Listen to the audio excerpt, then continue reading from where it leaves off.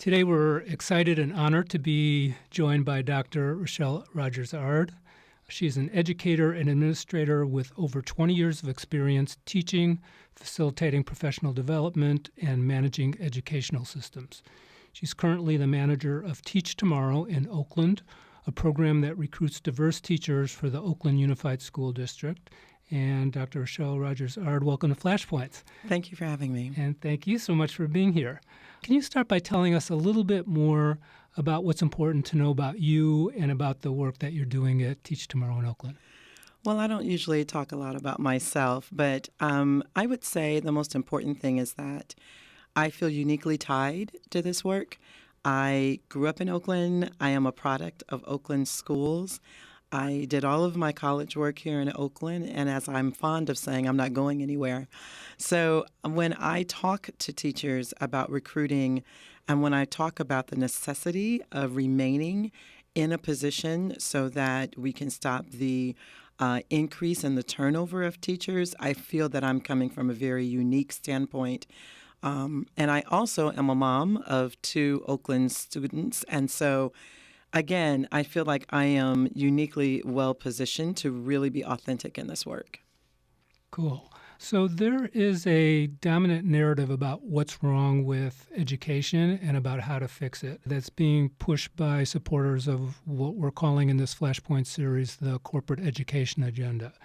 One of the core messages is that the main reason that students in schools are failing is that they're incompetent teachers, they're overpaid teachers, and they're being protected from being fired by unscrupulous teachers' unions. Those who support that corporate agenda want to fire teachers who aren't raising standardized test scores. They want to give cash incentives that they call merit pay to teachers who do raise student test scores. And they want to break the power of unions, which oppose those policies. So I'm just wondering what your reaction to those narratives is, blaming teachers for educational inequity and failure. Okay, I'm glad you started with a really easy question. I think that one of the most important pieces for us to remember is that every child is different. And it is necessary that we train teachers who have the cultural competence to reach all children, particularly as we're talking about children in severe poverty or in high-need areas.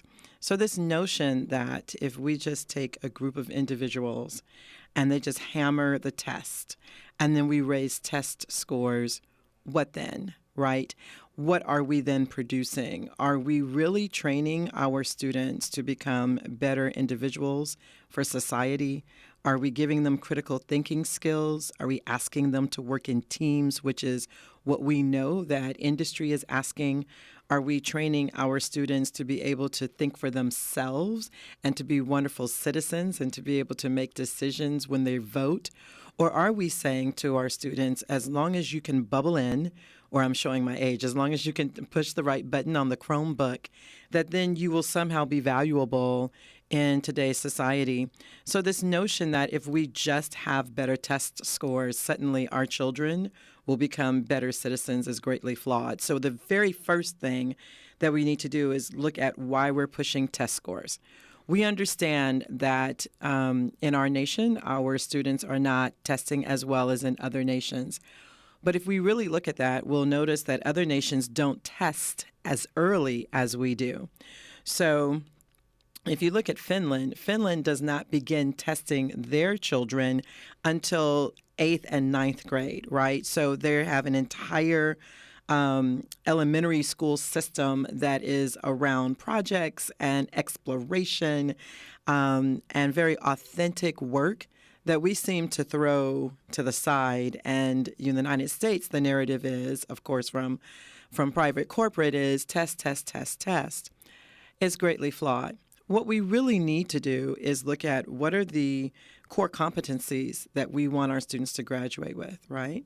Do we want them to be able to think critically? And I keep coming back to that, especially as we're facing an election. But who's having those types of conversations with our children? How do we get them to think critically? How do we get them to look at text and to determine what's happening with research text and to grapple with articles and sources? How do we get them to do the types of things that we want adults to do? And then we should back map from there. And what we'll notice is even though I appreciate a lot of the things that are happening with Common Core standards, and I am not in any way saying there shouldn't be standards and we shouldn't figure out how to meet them, I think we need to look at why we test so early. And then I think we need to look at how can we bring more authentic experiences into our classrooms, particularly at the elementary school level. And then we need to build upon those core competencies for our young people. Are there teachers who probably need more training? Definitely. Are there teachers who are doing a wonderful job already? Yes. So this notion that we're going to blame this entire group of individuals when there's such a huge spectrum. There are teachers who are, as they like to say, rock stars, and there are teachers who are really, really struggling. But this notion that if we just get a group of individuals who are going to test is greatly flawed. What we need to do is we need to talk about how we can link very real training for our teachers, preparation and training, that is exactly what we want with our schools.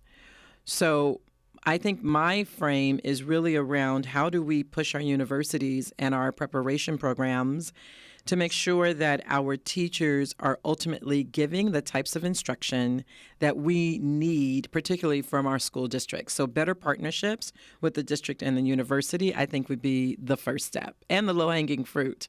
Mm-hmm. Thank you for that.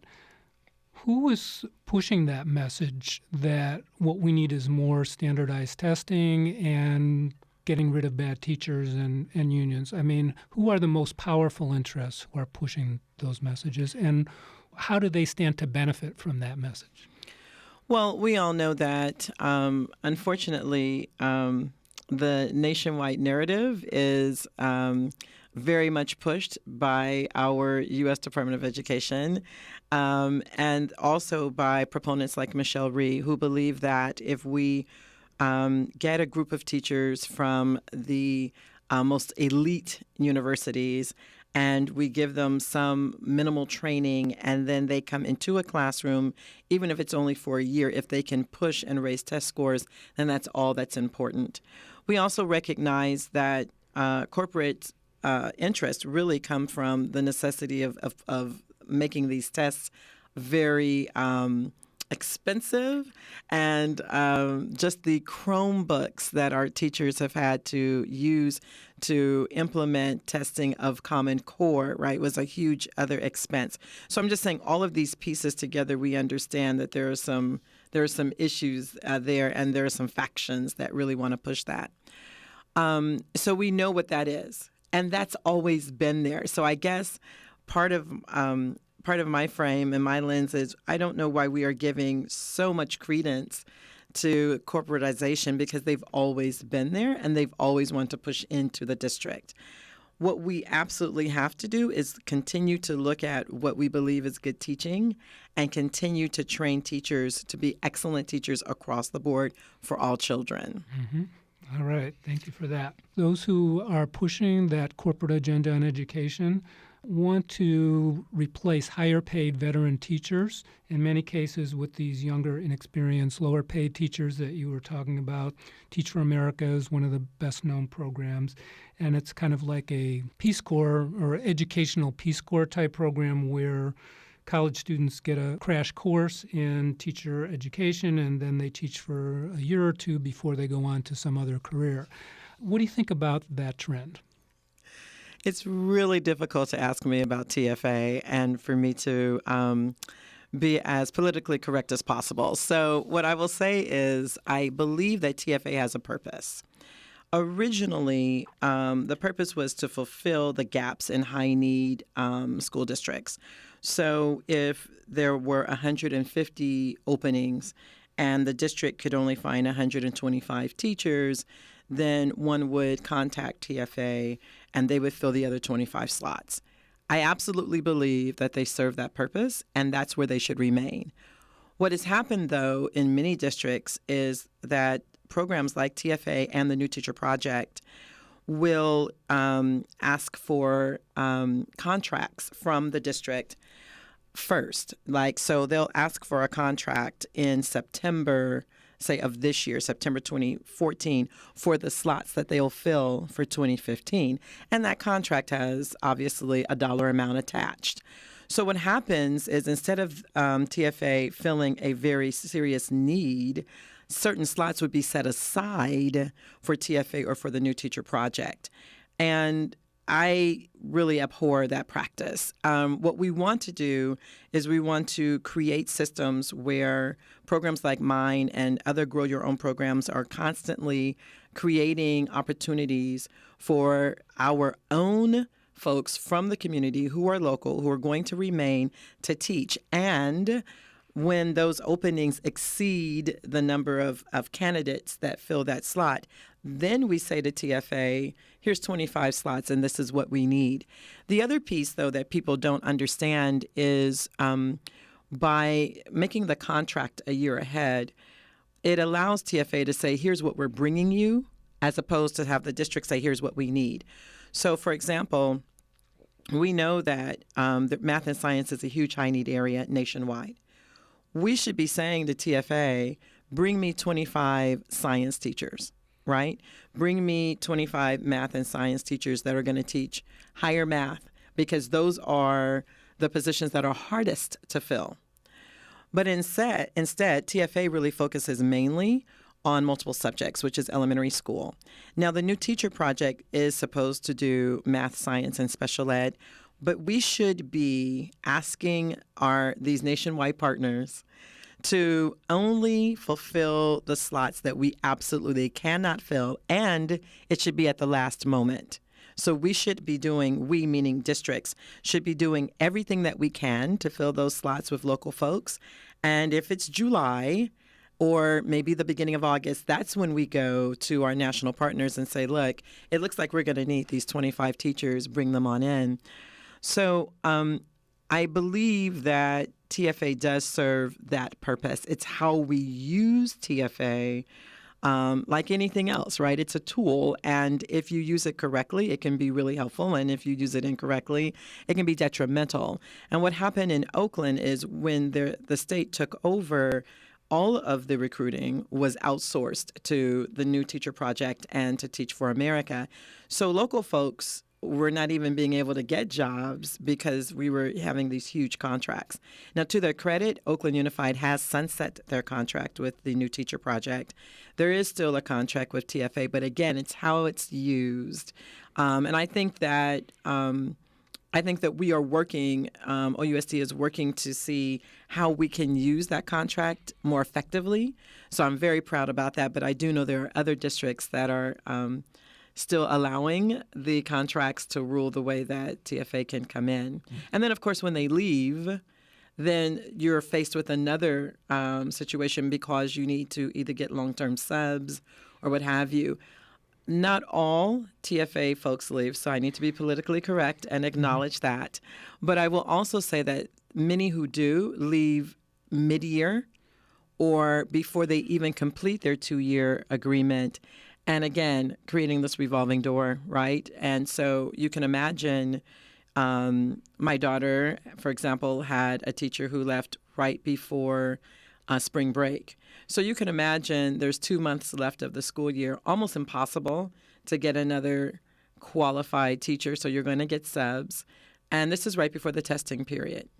But when you are not, when you're not tied to a community, when you don't feel like you're going to run into a child's parent at Target or at Safeway, when you don't feel like you're going to see that child out in the community, it's a lot easier to pack up and leave. Mm-hmm. And more generally beyond TFA, just within the teaching profession, how much turnover is happening these days in teachers? A couple decades ago, maybe it was much more common you'd see a teacher at a school 10 years, 20 years, 30 years. What is it like now? Yeah, research indicates that the tenure for most teachers is 3 years. And I think we need to be fair to also acknowledge that that's in many, many professions. The notion of getting into one profession and staying there is changed, right? And so folks are changing professions. I believe they said 4 to 5 different professions in the span of a career. So that is happening in education as well. But what I know is that not unlike being an attorney or being a physician, teaching is a practice. And so you only get as good as the number of times that you practice it, right? So when you begin, you need some time to really, really develop your craft. And I think that's the other thing that we need to push, not just from our districts, but also from our universities, and not be scared to say, yeah, you can get into teaching for a couple of years and maybe you'll see some gains. But if you really want to develop your craft, if you want to become an educator, this is the difference. And I believe that what we need to do as a nation is say there's a group of folks who might want to teach for a few years, and that's great for those people. But we need to really invest in the people who are saying, I'm going to make a 5-year commitment. I'm going to make a 7-year commitment to a district or to a community, because then those teachers become leaders, teacher leaders, not just principals, but just teacher leaders in their own right. And they begin to really develop the true sense of being an educator. So I wish that we had nationwide, I wish that we had the ability to really invest in folks who want to develop their craft.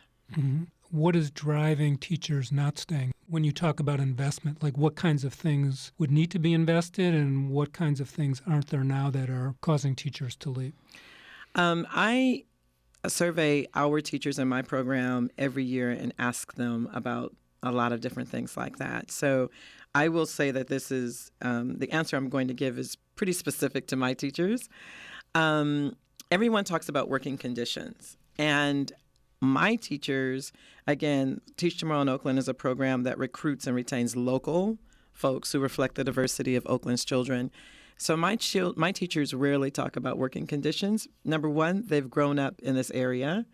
Number two, they're familiar with that. So they go in and they're like, there's no paper. We know there's no paper, and we're going to work it out. So the working conditions tends to not be as huge of a barrier for folks who are already here in this community. Some of the things that I think forces people out definitely is the sense of isolation. I talk a lot about cultural isolation. I've written a lot about it. Even in today's society, we have a reservation system, usually for white middle-class female teachers. And so when you're talking about recruiting folks of color or folks who represent the diversity, which we know as of our last election that is changing, the demographics of our nation are changing. So when you talk about recruiting folks like that, many times I have placed teachers at school sites where they are actually desegregating faculty, even in today, in 2014. So if you are the one or the only at a school site, that can be very isolating. If you're the only Black male on the school site, it's a heaviness that you carry. You have to represent, and every time a Black male is in trouble or every time there's a situation, you're called in because you need to represent that demographic. That's very, very heavy for a lot of teachers, and I didn't even understand that until I began this work. So cultural isolation is another piece, very, very huge for African American men who are around 1% of our nation's teachers, and of course for Latino men who are less than 1%. And in Oakland, our Latino teachers are about 14% when we have a huge over 53% of our students are Latino. So there's a huge imbalance there. And so for our teachers, it becomes like, why do I have the spotlight, right? So cultural isolation is one piece. Another piece, though, every single teacher I've ever said that where they leave, they say it's not the children, it's the adults, right? So what are we doing on our school sites and in our larger districts to truly support teachers, right? Part of the problem that I've seen is that teachers feel like they're going through the types of things that they're going through. that they're only doing that by themselves, right? So when I bring my teachers together, it's amazing for them to say, oh my God, you cried too? I cried for the first 6 weeks. And then, they're sharing with each other in the supportive way and the supportive stories. So one of the things that my program does is bring in teachers as a cohort, and we keep them together so that they're moving together. And it's amazing how they have these same shared experiences. And then they start to think, well, maybe this is larger than just what I'm doing. And maybe this is part of the work, unfortunately, that is really super, super difficult in the urban environment. So the notion of cultural isolation, the notion of how we support teachers, and then finally, how do we grow them? I think teachers who feel like they want to do a little bit more than just be in a classroom are only faced with this notion of, I've got to become a principal. And that's greatly flawed. What we really need to do is create career pathways, create tiers within the teaching system so that a teacher after 3 or 4 years can say, oh, maybe I want to go into doing some work with curriculum. I can remain in the classroom, but I can also look at what it takes to develop really interesting curricula. Or maybe I want to work with other new teachers, and so I need to coach, but I'm going to remain in the classroom and coach. And so they're able to branch out as we do in other professions, but still work on their own pedagogy. And we don't often offer that in education. And so if there's no growth, and if you don't want to be a principal, and nothing against principals, but if you don't want to necessarily take that step, there doesn't seem to be a lot of growth and investment in our teachers. So I know that most people, when they answer that question, they're going to say working conditions and pay. I've not had that experience. What I've heard is cultural isolation, lack of support, and definitely a lack of growth. I want to follow up on the cultural isolation part. You were talking about the demographics in Oakland. I'm wondering if you could address more broadly within California or even in the country what the demographics of the teaching force look like and how that compares to the demographics of students in public schools. So I did some work around this, and the most recent demographics that I have are from 2011, but it clearly indicates that white female teachers, K-12 nationwide, are 87% of our nation's teachers. And so that gives you a really serious snapshot of who we believe holds knowledge in our country. If we believe that knowledge is held and is demonstrated and is delivered by white middle-class females, then those of us who are working to recruit folks who are not necessarily that demographic have to push against the barriers that are in place, what Kitty Epstein calls the teacher reservation system for white middle-class females. So if we're looking at a nation that whose demographics are changing, and if we're looking at the fact that many of our students are not seeing themselves in the folks who are teaching them, then it's incumbent upon us to start looking at who do we value as the holders of knowledge, and more importantly, who's really going to be in front of our children, right? And I think this happens whenever I talk about this, people say, oh, great, what we need Black teachers for Black children, and we need Latino teachers for Latino teachers and for Latino children. And I am saying exactly the opposite. I'm saying we need a diverse group of individuals who are delivering knowledge to a diverse group of students. And my daughter, who's African American, always asks me, why have I not had a Latino teacher? I'm in the 10th grade. I'm in Oakland. I know what the demographics are. And why? I mean, not even, and she always goes, not even for Spanish, Mom? Really? Not even for Spanish? And I'm like, I'm working on it. But the reality is there is a lack of diversity in the teaching workforce, and that's really due to the barriers that are in place. What we must do is figure out how we can work to ensure that all of our children understand that different people hold knowledge. It's not uncommon to hear administrators say, I really want to hire a more diverse teaching staff, but I can't find teachers of color, or I can't keep teachers of color. What do you think about that statement? People ask me that all the time. Where are the teachers of color? I can't find them. There's a lot of different pieces to that. And I guess the short version is we do need to create pipelines for teachers of color. There are numerous programs that are doing this across the nation, but they're doing it in little increments. And so our nation really has to decide that this is important and put some resources behind helping programs, not unlike my own, Grow Your Own Illinois, other programs, Call Me Mister. There are programs that are doing this work, but again, it's super, super small. And what we have to do is we have to push through the barriers. The number one barrier for teachers of color in California is the CSET, which is the Subject Matter Competency Exam, because we understand that exams are inherently racist, and we also understand that our teachers who are local may not have been prepared to take those exams. So we offer a lot of additional training, but it takes time. And also, people get really discouraged after they have not passed the test once, twice, the third time. They're like, well, maybe I shouldn't be a teacher. But what's really interesting is that there is absolutely no correlation between people who pass CSET and how effective they are in the classroom. So then why is that a barrier, right? And so one has to wonder about these systems that are in place. The other thing, though, is that principals and hiring managers who really want to work with teachers of color are going to have to look in non-traditional spaces. They're going to have to look at what the pipelines are, start talking to their substitute groups of folks. The subs are usually much more diverse than a teaching pool from a university, for example. They're going to need to look at our classified staff. Our classified staff is always more diverse.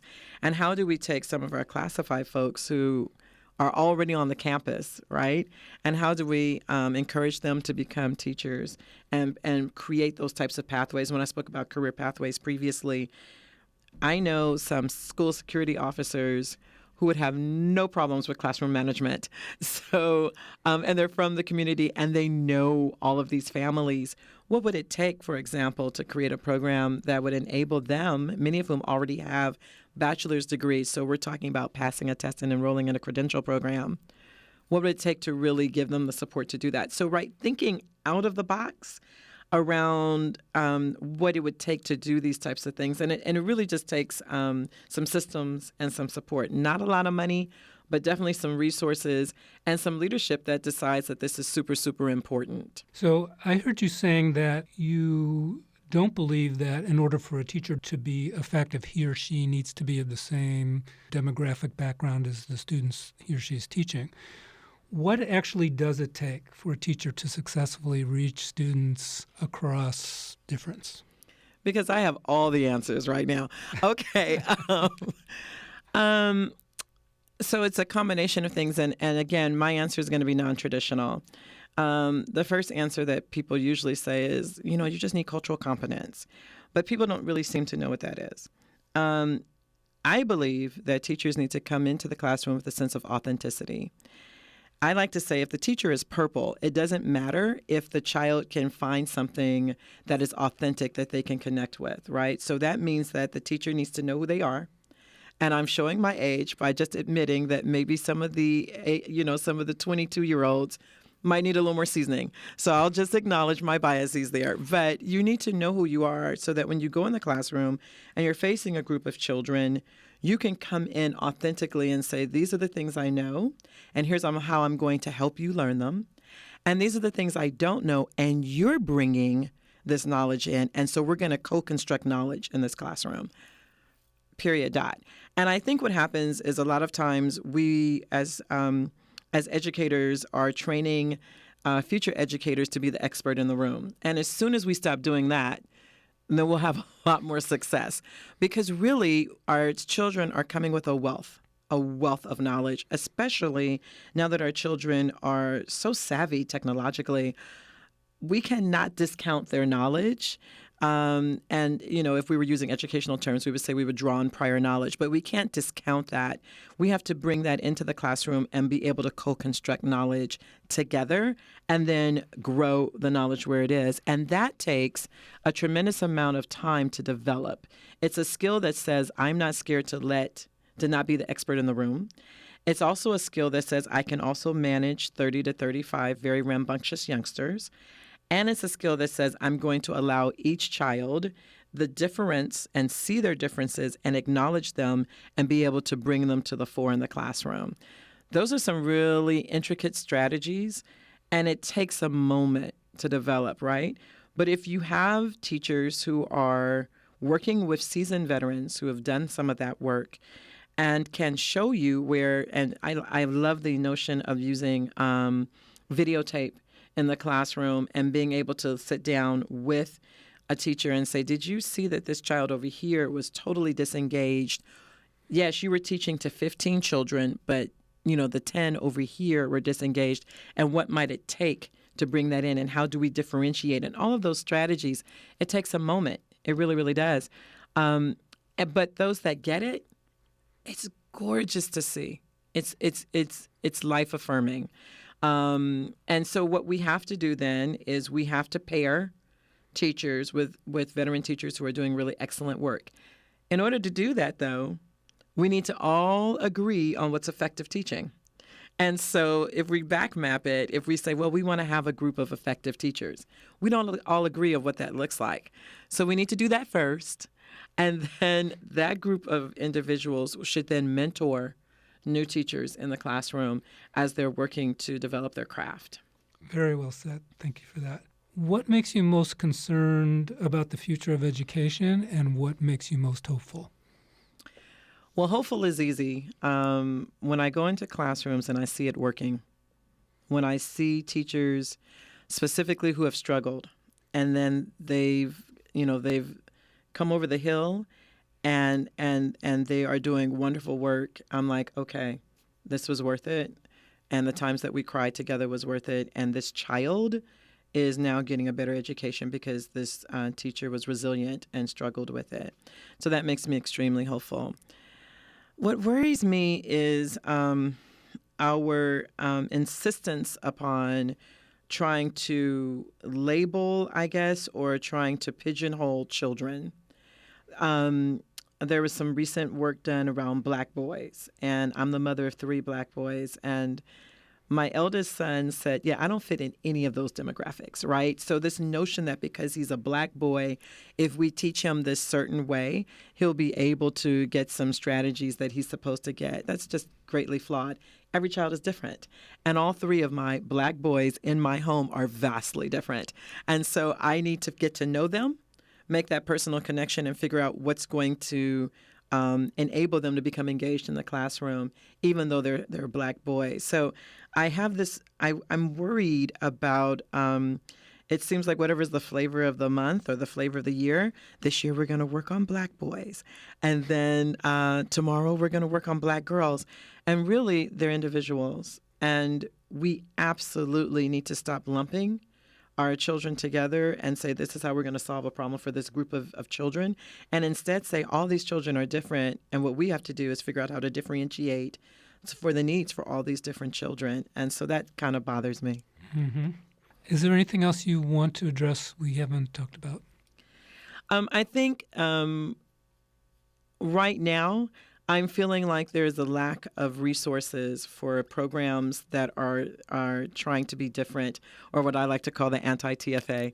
And I see the New Teacher Project and Teach for America receiving a lot of dollars, and not so much for programs like my own or other programs. And I worry, too, about, we were blessed to receive 2 federal grants, but they are ending very, very soon. So what happens to this type of work without the resources? So I am very much concerned about how we can get to our state level legislature and other policymakers so that funds can be set aside for specifically urban school districts who really do want to recruit and retain folks who are local and who reflect the diversity of our student body. But we don't seem to have that right now. So this is my push for saying, let's get that going. Can we drill a little deeper into that? I mean, why would that be? I mean, you would think that a program that is explicitly trying to recruit diverse teachers who are local to that community, put an emphasis on teachers who are going to make a longer-term commitment, you would think just intuitively that would be something of interest.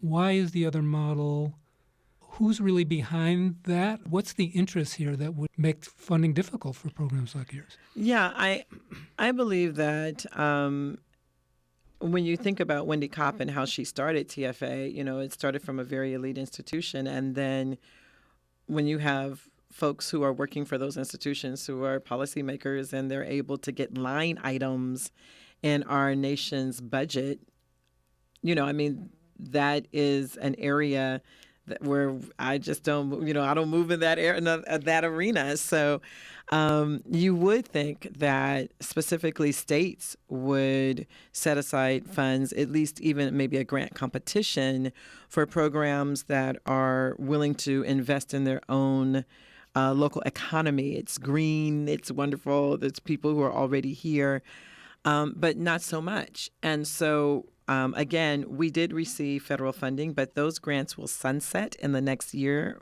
or two. And currently on the landscape, I don't see any of those available. And the other piece, though, is let's not forget that nationwide, there's a certain demographic of folks who are teaching, and there is a feeling of an unspoken elephant in the room that if you bring folks from outside, they're always better than what's already here, right? And that happens in a lot of different professions, but specifically in education, the notion of the other coming in and pushing in, well, that's got to be better than someone who already grew up here.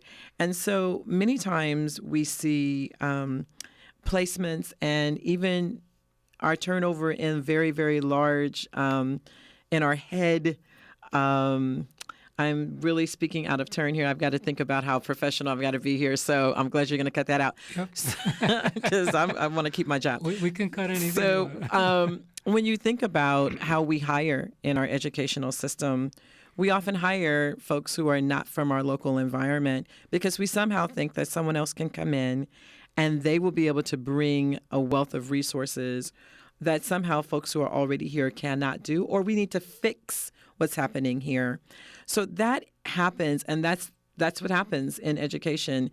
And so the dollars usually support programs that are bringing in people from outside. But what we have to do, though, we really do need to talk about how we can at least have two pots of money. One that is for folks who are developing local programs, and one maybe perhaps for others if they're going to fit that slot that I talked about earlier where they're only fitting a specific need. But I think it starts with states. Mm-hmm. All right. Anything else that you want to address? No, I think that's it. Okay. Our guest has been Dr. Rachelle Rogers-Ard, the manager of Teach Tomorrow in Oakland, an educator for over 20 years. And thank you so much for sharing your insight and wisdom and inspiration with us today. Thanks so much. All right.